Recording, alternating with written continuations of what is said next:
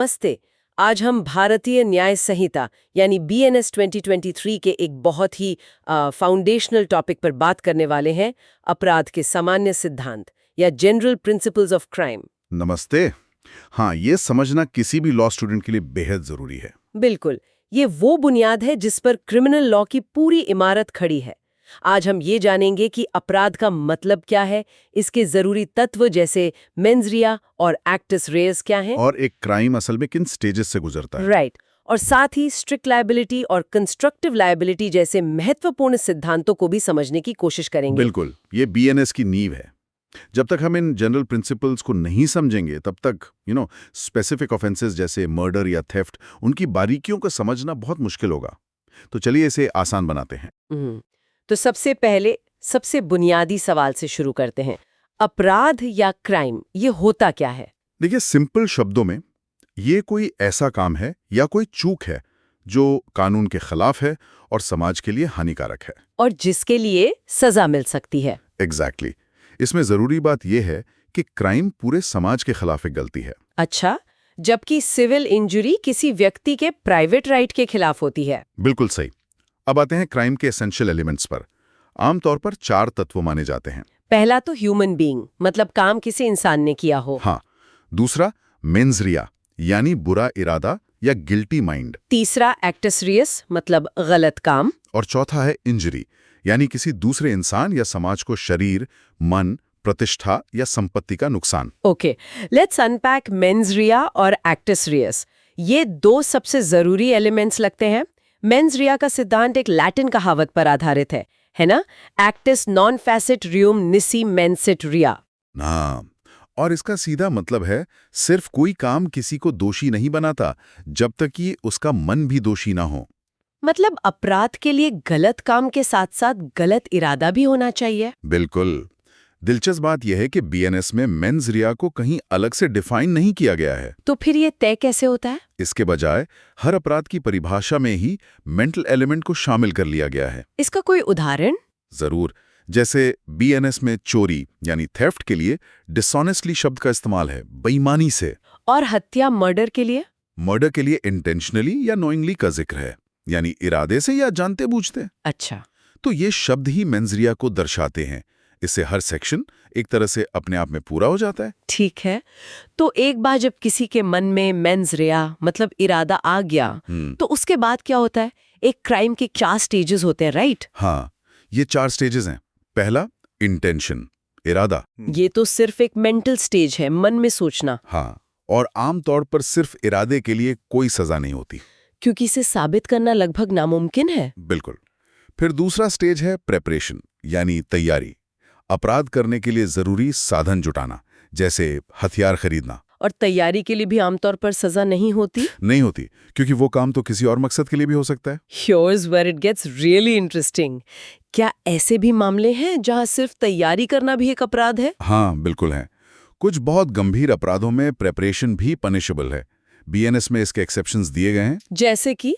जैसे डकैती करने की तैयारी, ये सेक्शन 310 4 BNS में है। अच्छा। या फिर भारत सरकार के खिलाफ युद्ध छेड़ने की तैयारी करना, इसका रेफरेंस सेक्शन 147 BNS से मिलता है। और तैयारी के बाद आता है अटेम्प्ट, प्रयत्न। अटेम्प्ट वो स्टेज है जहां तैयारी पूरी होने के बाद अपराधी अपराध करने की दिशा में सीधा कदम उठाता है। और अटेम्प्ट हमेशा पनिशेबल होता है। हमेशा, भले ही अपराध पूरा न हो पाया हो। इसका एक एग्जाम्पल दीजिए। मान लीजिए A ने Z को मारने के इरादे से गोली चलाई, पर निशाना चूक गया। तो यहाँ A हत्या के प्रयास, अटेम्प्ट टू मर्डर का दोषी है। हाँ, जो BNS के सेक्शन 109 में आता है। और आखिरी स्टेज है अकम्प्लिशमेंट, यानी अपराध का पूरा हो जाना। बिल्कुल।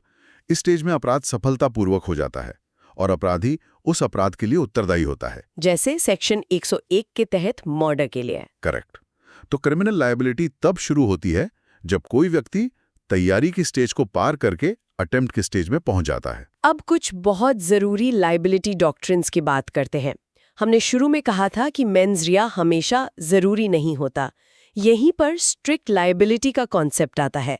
ये क्या है? स्ट्रिक्ट लायबिलिटी का मतलब है बिना मेंस रिया के भी किसी काम के लिए सजा मिलना। मतलब यहाँ सिर्फ एक्टस रियस यानी गलत काम का होना ही काफी है। हाँ, बिल्कुल।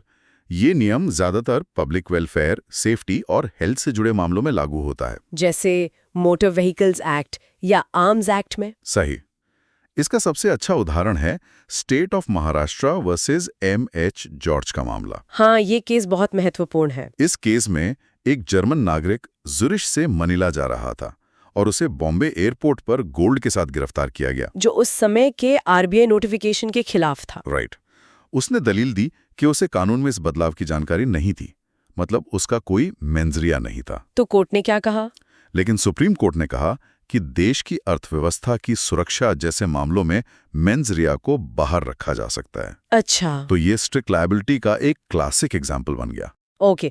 अब बात करते हैं कंस्ट्रक्टिव लायबिलिटी की। ये क्या है? कंस्ट्रक्टिव लायबिलिटी वो सिद्धांत है जहां एक व्यक्ति को किसी दूसरे व्यक्ति के किए गए काम के लिए जिम्मेदार ठहराया जाता है, सिर्फ इसलिए क्योंकि उनका इरादा या मकसद एक ही था। हाँ, क्योंकि उनका इरादा एक था। BNS में इसके दो मुख्य प्रावधान हैं, कॉमन इंटेंशन जो सेक्शन 35 में है और कॉमन ऑब्जेक्ट जो सेक्शन 190 में है। चलिए कॉमन इंटेंशन को समझते हैं। ये BNS का सेक्शन 35 है। सेक्शन 35 कहता है कि जब कोई क्रिमिनल एक्ट कई लोगों द्वारा अपने कॉमन इंटेंशन को आगे बढ़ाने के लिए किया जाता है, तो उनमें से हर एक व्यक्ति उस काम के लिए वैसे ही जिम्मेदार होगा जैसे उसने अकेले ही वो काम किया हो। एग्जैक्टली। इसका लैंडमार्क केस है Barindra Kumar Ghosh versus King Emperor, जिसे पोस्ट ऑफिस केस भी कहते हैं। हाँ, इस केस में क्या हुआ था? कुछ लोग पोस्ट ऑफिस लूटने गए।